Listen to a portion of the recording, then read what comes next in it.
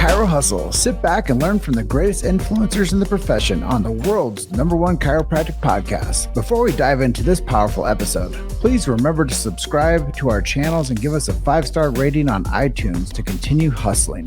This episode is sponsored by the Transact Card, Align Life, Brain-Based Health Solutions, Chiro HD, Imaging Services, Chiro Health USA, Chiro Moguls, Pure Chiro Notes, Titronics, German College of Chiropractic, New Patients in a Box, Life Chiropractic College West, Pro Hockey Chiros, Pro Baseball Chiros, the IFCO, and 100% Chiropractic. Let's hustle. Hey guys, welcome to episode 539 of the Chiro Hustle podcast. I'm your producer, Luke Millette, and here's your host, James Chester. So today we have the opportunity of interviewing Dr. Lee Newman. If you want to hear a conversation about mindset and practice growth with associates, stay tuned. Welcome back. This is another episode of the Chiro Hustle podcast. Today I have Dr. Lee Newman coming on. Really excited for this, episode 539. I always joke around, but I say, can you guys believe that? I can. Actually, we turned 6 years old, July 4th. Pretty cool. I'm really excited for the show that we've been producing, and Dr. Lee Newman's going to share with us today concepts on mindset. I think that a big takeaway from people will be Practice Growth Associates, which is a program that he offers, and then money mastery. I think that there's a lot of things when people talk about chiropractic. I know when I first started going to chiropractic events, there are a couple of faux pas. People are like, you can't talk about money. You can't talk about patient volume.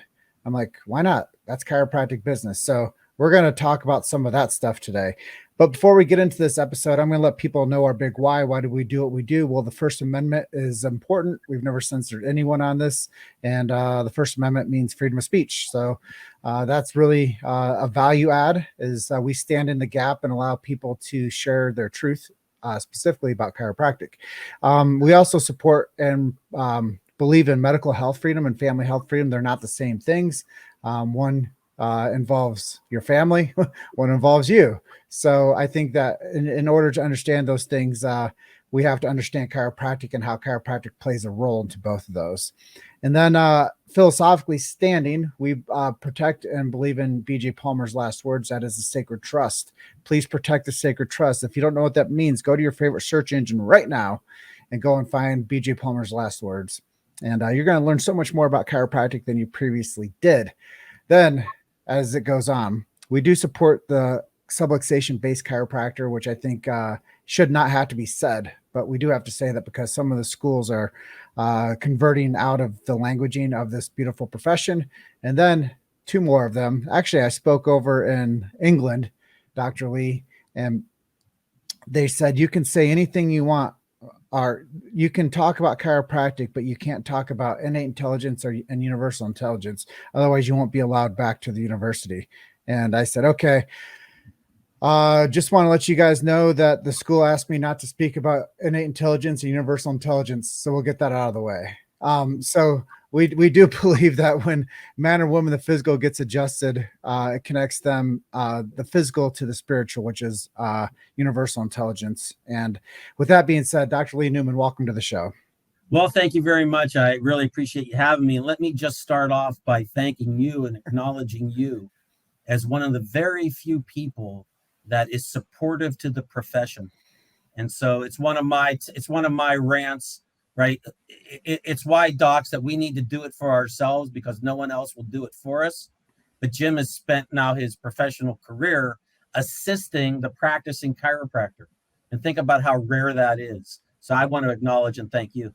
Yeah, you know, in a career where not many people acknowledge or see or approach, I really appreciate that because, you know, it's been, once again, I'll be in my 15th year, you know, and as an advocate and a non-chiropractor, I knew that there was something special about this profession. And I said, if I can just start like getting more content out to the general public, how do we do that? And I was like, well, make some movies, go out there and do sales, you know, make a New podcast. patient appointments. Yeah, and make a podcast. So we're definitely riding the wave, and I think that it's just going to get better and better for chiropractic.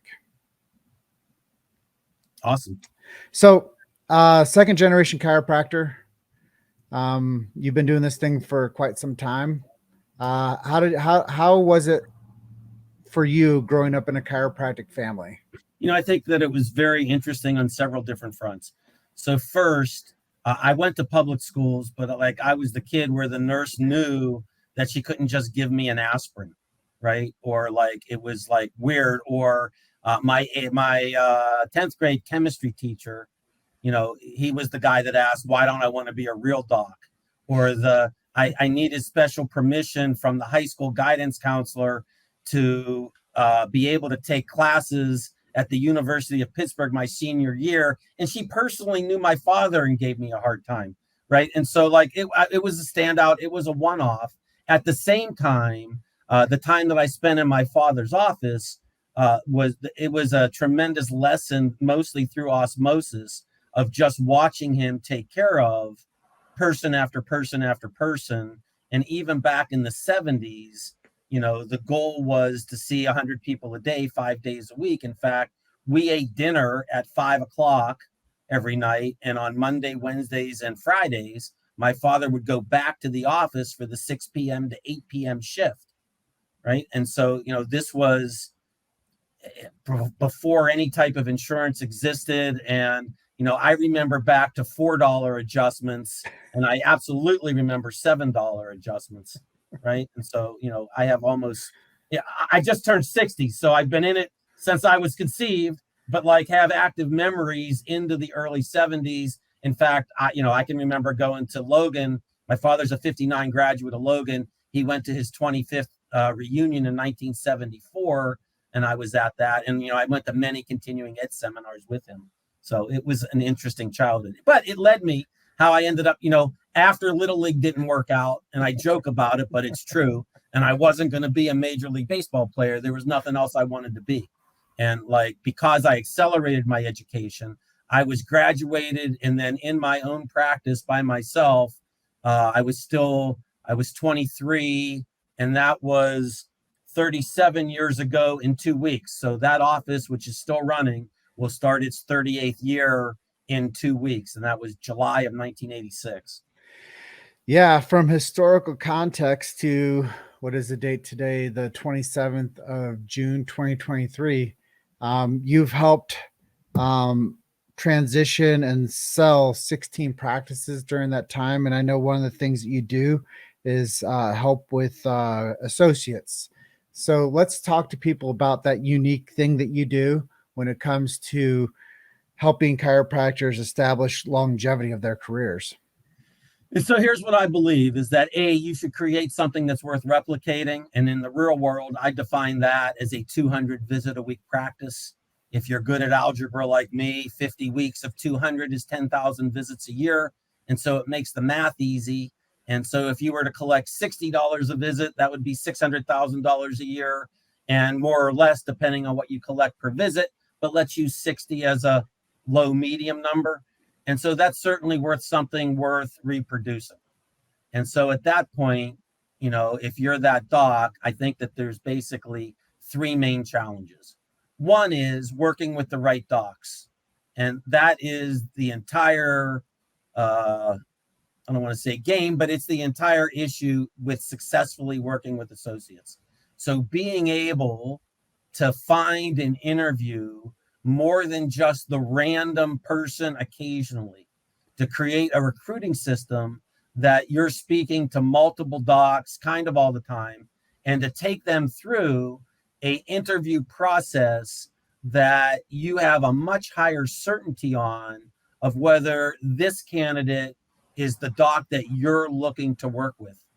I would argue that there are many different types of different types of docs, and it doesn't mean that those docs can't be successful elsewhere, but the docs that you have the ability to work with successfully and help, I think, I call it Mr. Potato Head. What's the right ears and mouth and nose, or the right characteristics of your associates? For example, how do they take care of patients? generically speaking, how many visits do they think the average patient needs before supportive or maintenance care, right? What connects them geographically into your area? And you can make a lifestyle argument for any area depending on preferences. All right. 3 is, again, how they work in a team and in an environment to make it all happen. So hiring the right docs.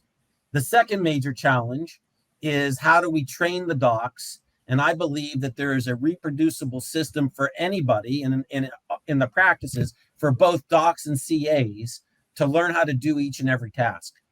And so it's a matter of identifying what the necessary tasks are and then creating a standard operating procedure that we can teach to, this case, associates. For example, how do you do a day 1? How do you do a regular office visit? What should that look like? The thing that we're going to do dozens, hundreds of times a day, in a 200 visit a week practice, you're probably going to have a day near 50 visits a day, once a week at least. And so how do we do that without breaking the system? What are the standard operating procedures in making that happen? Third, right, the third major challenge is proper management. And again, I would encourage any business owner, certainly the chiropractic practice business owner, the practicing chiropractor that owns his or her own practice, you should read the E-Myth Revisited by Michael Gerber. Briefly stated, he says all small business people are entrepreneurs. We've invested our time, effort, and money and expect a return. That we're technicians, in our case being the doctor, and then third being the business manager. And I would argue that it is the business manager that we were never taught to be that is our weakest skills. And so how can we connect our mission, changing the world one spine and nervous system at a time? How can we connect that to my 6 most important tasks today? So what's the vision? What's the goals? What's the battle plan? What's got done yesterday? And what are we focused on today? And so to have this management in place so that day after day, week after year, week after week, year after year, and now decade after decade, to service large numbers of people, to change communities, and to change the world one spine and nervous system at a time. Well, I really love the strategic plan and how you have been able to help multiple docs build their careers and build their businesses and understand their roles within that. I guess I have a couple questions about growth. Number one, I guess, is about bringing on staff. And not only that, but the associate. Do you believe in the old tried and true statement of hire slow and fire fast? Yes. And so I have a Newman axillary, right? And so I am sure it is not new news that the world of chiropractic management has this common knowledge, and there's a 1 day, 2 day, 4 day, 3 day new patient intake. Generically, it's all the same. And I would argue mastering any can lead to success, but each of us have contributed individual new into the pot. And so my saying is that no chiropractor has ever fired an employee too soon. Right. And so we think that we can improve. And if the CA just did this or that, or the associate is so, and we have this big heart for service and for connection, that we think that we can help the person through. But people are who they are by their results. And so I would have definitive roadmaps of here's where I expect to be by when. And certainly for any new employee, 90 days is certainly an important milepost. And the employee is either succeeded or not. And if they're close to not, and you think that you can help them in the next 30, absolutely to 60 days, maybe I stay invested. But if not, then we need to move on. And again, so we've never fired anybody too soon. I love it. I think it's really important for people to understand their methods behind the energetic shift in the people around them. There's so much that goes into the energy of output, and people can be checked out all day and be sitting there, but they're not producing. That's the worst. Their bodies still show up, but the rest of them hasn't. And invariably, docs out there, ask yourself if you've heard this. Like after you got rid of an employee, even shorthanded without replacing the employee, the practice grew by 15 visits, right? And 15 visits is enormous growth for doing nothing. Yeah, except Or even for subtraction. removing Yeah. an energetic disconnect. The bad juju. Yeah. Yeah. So let's talk new patients. I know that you help grow your offices and they do a lot of different things for marketing. What would you recommend, like somebody that upstarts with you with your Practice Growth Associates program? And so I think about marketing in 5 silos. And so the game here is to develop the 5 or 6 strategies that you personally are going to attempt to execute on. Here's the 5 silos, right? One is internal. And so having the messaging, the branding, the in-office, the emails, the communication to our patient base, to our email lists, to people that know us, to dramatically increase referrals. 2 is corporate events. And it's to reach out to people at work, right? So I like to work with nursing homes, not for their residents, for people that get paychecks. I like to work in schools, not for students, for anyone that gets a paycheck. I like to work in any company near my office and defining like what the right, it's between 8 and 30 employees or more or less. And they're in this location and they have this attitude, right? So defining that, the filter is important. But second is to have corporate events, talks, screenings, health fairs, ergonomic checks, whatever else the company might want. Third silo is public events, right? And so there are still the right public events to attend. And so are you going back to Alaska this year for the big screening? Absolutely. What is that, the state fair or? State fair, yeah. Right. And so every July, in fact, it started the Monday after the 4th of July. And so this would be the latest week possible because the 4th is actually on a Tuesday. And so it would have been July 10th. My community, the Southside of Pittsburgh, had the SSSS, the Southside Summer Street Spectacular. And so we would screen right outside the office and down at the carnival. And invariably every July we had 100 new patients. Right? That creates all kind of chaos, but it also created life-changing new patient relationships with people that still go to that practice today.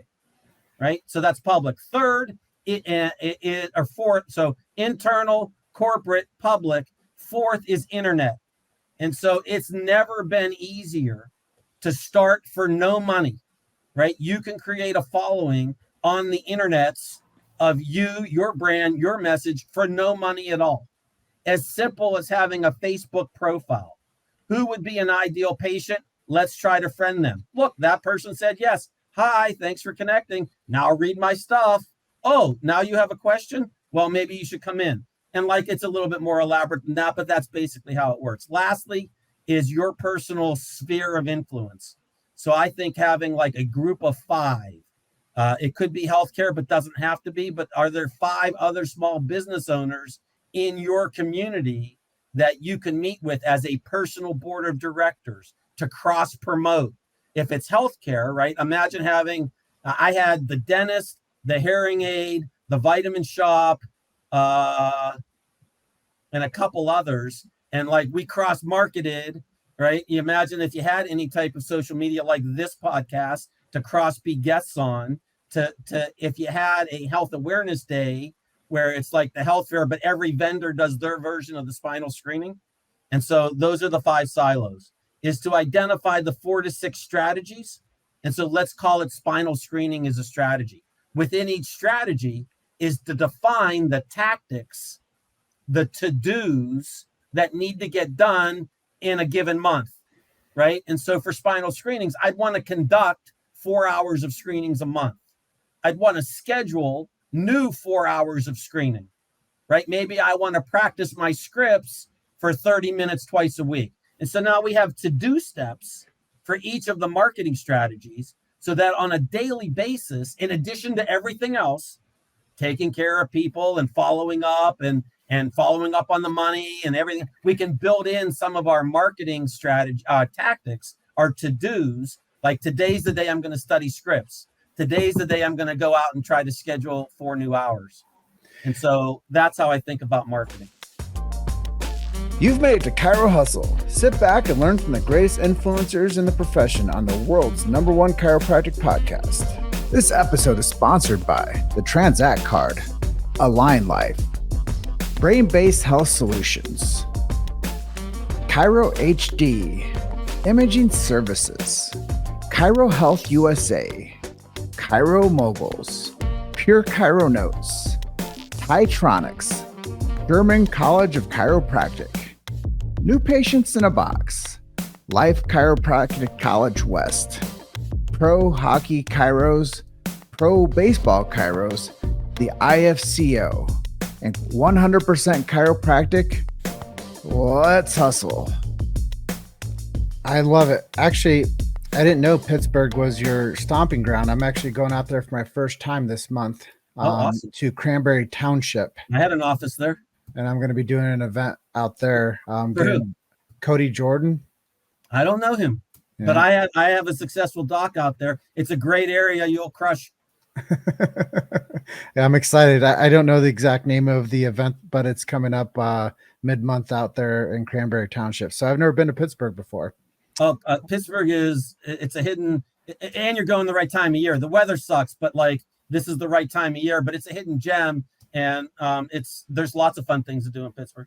Yeah. And you're talking marketing, and I love this talk. I love this interview so much. How much should office allocate financially towards marketing monthly? I had that conversation with my guys today. And so I think that, there's different levels of being in practice. So certainly when you're open, and again, I think it's one of the errors that new docs in practice for themselves make, which is not conserving every penny. And so again, there are opportunities right now for very little money out of pocket. And if you're in a struggling, if you're struggling to pay all the bills, I think that you can market for free, but it's more elbow grease and more of your time. But in an established practice, I think it's perfectly reasonable to allocate 10% of your case value. The question becomes, and again, this is another important conversation. When it comes to marketing, the only thing that matters for us as practicing chiropractors is what's the cost for a new patient to open the door and physically walk into your practice, right? And so I think that spending 10% of your case value, which is taking all the cash that you collected, dividing it by all the new patients. So what's the value of a new patient? And so, $2,000 would be a healthy average number right now. And, I know a lot of docs that are way higher than that and lots that are fighting to get there. And so you can spend $200 per new patient. However, there are lots of marketing people, particularly internet related, but also in the physical world, that will not accept this number as their metric, as their conversion. And I would really I would want to get this clear. It doesn't really matter to me how many people opted in, visited a page site, left a post, filled out a form, right?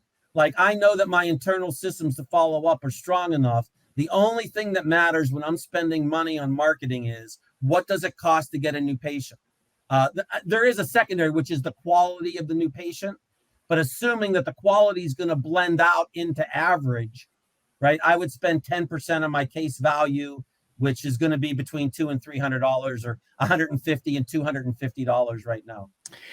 Well, I think that's really good takeaways for people. So if you guys are watching this and you're finding some value in what we're talking about today, share this show. That's the fee for us is we do this as a service to the chiropractic profession. And we really appreciate it when people share our show. That's how people are going to learn more about this chiropractic profession and the business modeling around it. And really the beauty of the profession too. So I know we did a lot of business chat there. Let's convert a little bit more into things that have inspired you? I know that your dad was a chiropractor. You said you've been in the chiropractic profession for a long time. Who are some of your mentors and who helped you become the man that you are today? Yeah, well, so, I think that in terms of my chiropractic success, I've had three major influences, as well as probably a dozen less significant, but significant as well. But like certainly my father, and we lost him now 2 years ago, but he practiced for 34 years by himself. And frankly, there were lots of wrong things that he taught me, but like he was able to teach me, I think, one of the most important things, which is, personal confrontational tolerance, or in English, how do you deal with anybody that walks through your office doors, and to have that full confidence. And in fact, in the 80s, for those of you that go back that far, I did most of my outpatient clinic at life as a student at the Lucky Street Clinic in downtown Atlanta in the inner city. And, I got to work with Dr. Larry Webster every day for 18 months. Wow. And he was actually he was 6 months behind my dad at Logan, and is why I went to Life. My brother and I both went to Life, and which is why. But I got to work every day for 18 months. And certainly he was an inspiration as well, now that you mention it. And unfortunately, he passed on my birthday in 1997, at 50. And it's just, or I think it was actually 60. And it's kind of mind boggling. But certainly, I had two other coaching relationships. And I saw Dr. Gibson on your list of podcast interviews, now almost 90. He was my first coach. There were lots of things. When I got out, I opened by myself. And I was able to get to 50 visits in 3 months, and then I was stuck. And Chuck gave me the framework to be able to grow, to, I think 501 was our best week ever, but it was 300 visits a week for decades, 15,000 visits a year. I think the best year was 22,000 visits, which is well over 400 a week. And like that, I credit a lot to Dr. Gibson. And then in order to learn how to do associates properly, and to run multiple offices and mindset on that, I was a client first, and then worked as an associate coach, if you will, with Dr. Lloyd in Seattle. And he certainly taught me how to do associates the right way. I think that I've probably taken it to the next level as well. And if I could, I get to experience two weird things. So one is I'll go back to my core lessons on associates. And so while I have even more now, there are 7 core lessons that are roughly about an hour each. And when I actually listen to the whole thing through, I end up coaching myself, which is a really weird experience if you've ever done any type of coaching. And then the second is to be able to, like, it might be egotistical, but like I have this one weird skill set, which is understanding chiropractic business, the chiropractic practice from 360 degrees. And so to have worked with dozens of associates, to have successfully sold 16 practices to those docs, that at least 14 are still running today. My first sale was in 1999. And so it's, a quarter of a century later, and all of those visits that still happen, I have this weird skill set. Well, from the whole interview today, one of the things I really appreciate is it sounds like you are passionate about helping the chiropractic profession succeed. You're interested in the long-term effect of success within the profession. And sounds like you have a lot of fun doing what you do.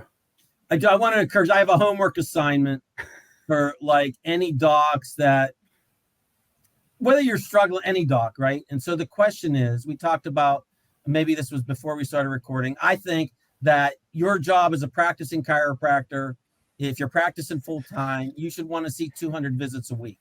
If you want to see more, I can support that too. But 200 is the number because I say so. But there are reasons underneath it, right? And one of them is the money that's involved, and even the difference between 150 and 200. And in order to do that, and Jim and I agree, you should focus on 1 new patient per calendar day. That's 7 a week. And this year we get the bonus. That's 366 in the next 300, because of the leap day that's coming up. And so business wise, marketing, 200 a week. Oh, I lost my train of thought right in the middle. 200 a week. What was your question? Oh, I was rounding up, and I was talking about. Oh, I have a homework assignment, right? And so the question is, one new patient per calendar day. So today is the 27th. Do you have 27? Yes or no? And so if the answer is no, here's the homework assignment. The question is, where are these people? And I'm going to give you an answer. And so you should walk, drive, take the subway or bus to the nearest pharmacy to your practice and go back and look at all the prescriptions waiting to get picked up. And you could take a picture of that. I have dozens of them, right? Any random pharmacy, anywhere in the country, you could expect 300 to 500 prescriptions a day. Without getting into that argument per se, how many of those people would benefit from 12, 24, 36 of your adjustments? Amen. And I'll close out by telling people a really good marketing strategy that I teach to people is if you're wanting to grow your practice and you want referrals, go and build a relationship with the people that run the urgent care in your community. They have a lot of unattached cases that come through that are slip and falls, people that don't want more pills and potions and lotions, and they're going to refer people to you because they're looking for people like you that can help their community get healthier and be less drugged. And I tell people, I learned this from the Everest group when Barry was with them, is he said, if we don't tell people the truth about chiropractic, someone else will close them for drugs or surgery. And the population you're talking about, and I'm talking about, are in accord with each other. So we have to go out there and find people. And if people made it their ambition and their to prospect one new patient a day for a year, they'd have a very fun practice that they're running, that they weren't feeling like they were underwater, and they were having a lot of people coming through the doors, and then the referrals would go up. And you don't need to sell people when you have the next one that you know is coming. Our job is to, and again, we haven't talked about this, but as a profession, you hear, oh, those chiropractors, they want to keep you coming forever. But I would argue that as a profession, we grossly under-recommend what is clinically needed for our average patient, right? And so, I think that the average recommendation, the average PVA is under 10. So the recommendations have to be, let's see you for a few visits if we can help your pain. And that's the experience that a random person gets going to an office that has a chiropractic sign on it. Yeah. Well, I know we're up at the edge of our time. Is there anything I didn't ask you that you'd like to share with our audience today? No, I really appreciate the time. If anybody wants to reach me, I'm out there. Find me. Happy to chat, and looking forward to doing more work with you. Is there any resources that we can send people to, web addresses or pages? So my website, which is under current review, is coachwithdrlee.com. But find me on Facebook. I do have a Facebook group, Coach with Dr. Lee Facebook group. And so things like this interview and other stuff that I share is on that. You can reach me directly by email, and it's drleenewman@gmail.com. And we can set aside, some time to talk one-to-one about you and your practice. I love it. So go check him out, coachwithdrlee.com. Go to his Facebook group, reach out to him, do some one-on-ones with this guy. He'll teach you how. One final appeal, right? That general pair went out to any chiropractor at any level. But if you're a 200 visit a week chiropractor and you feel that you're struggling with the problem of success, I call it the golden handcuffs of success. The more successful you are, the more you're worried about the business. You can't leave. You're tied to it. You're spending nights at the office, and you're looking how to expand your reach beyond what you can do personally to serve more people, make more money, and create a real work-life balance. I'd love to speak with you. Well, that's a wrap, guys. Reach out to Dr. Lee Newman. He's episode 539 of the Chiro Hustle podcast. Reach out to this man, see how he can help you with your associates, possibly helping you understand how to sell a practice and develop that money mastery and mindset. So with that, I'm going to close out by telling everyone, like I always do, you're just one story away. Keep hustling. I'll see you guys on the next episode. Thanks, Dr. Lee. Thanks. Appreciate it. Bye for now. Thanks for listening to Chiro Hustle. Don't forget to subscribe and check back next week to continue hustling.